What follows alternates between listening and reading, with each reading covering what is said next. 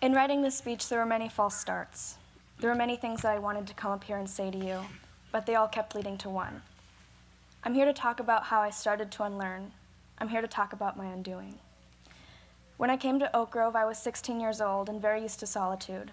I took the bus to school in Ventura. I made my own schedule. I was in charge of my own time. I read and I wrote every day. I was productive but lonely.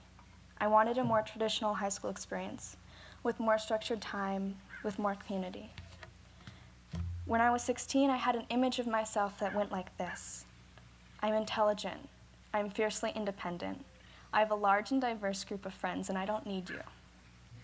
This image was important to me, and I wanted people to buy into it, especially when entering a new community that was vastly different from others before. People at Oak Grove were aggressively kind. Arriving here, I was put off by the very literal welcoming committee that seemed to be around every corner. Every day there was a cascade of good mornings, a barrage of people trying to get to know me. I was extremely resistant to all of this. I felt like I wasn't able to summon enough social horsepower to reciprocate. I felt this way for the first year, maybe the first year and a half. I knew I was uncomfortable. I could recognize that I felt on edge, but I was never able to put these feelings into words. I never felt the need to explore where they came from. I just knew that I wanted to feel differently. But I'd yet to understand that a mindset against itself is the ultimate futility. As much as an education should be about learning, it should be about unlearning. This winter I began to read Krishnamurti. No one made me do it, or I'm positive that I would have been resistant. I began to read Kay, and it felt intensely familiar and fresh at the same time. I began to become more aware of the movement of my own thoughts. I began to see the importance of staying with what is. An example that comes to mind is what happened in the garden at Chennai. We were staying at the Krishnamurti Foundation of India. One evening I was walking. I was in a very dark mood. It was a combination of grief and anger, and I didn't know why I felt that way. As I usually did, I tried to reject these feelings, but as usual, I wasn't successful.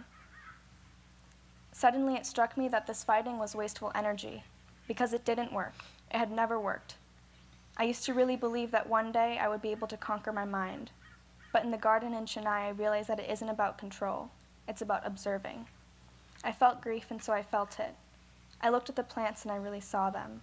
I saw the symmetry of the tall traveler's palms, the lushness of the epiphytes on the trees, the beautiful magenta woven into the leaves of the plant next to me. I stayed with my feelings. It was so much quieter. So what is this undoing, this untangling of my mind? I can tell you that it feels something like the way my hair slowly falls out of a tightly wound bun, the way my shoulders settle when I realize my body is tense. My undoing has been the process of separating myself from judgment. It has sparked a different kind of relationship with myself. It has sparked different questions, a deeper level of exploration and engagement. My undoing has shown me the difference between persona and person. I'm not a garden variety anything. I'm not trying to find my place anymore because my place is now. What I am taking with me is quiet, and the comfort in knowing that I will continue to unwind and untangle. The undoing is not done. I want to say thank you to this community for creating a space without fear.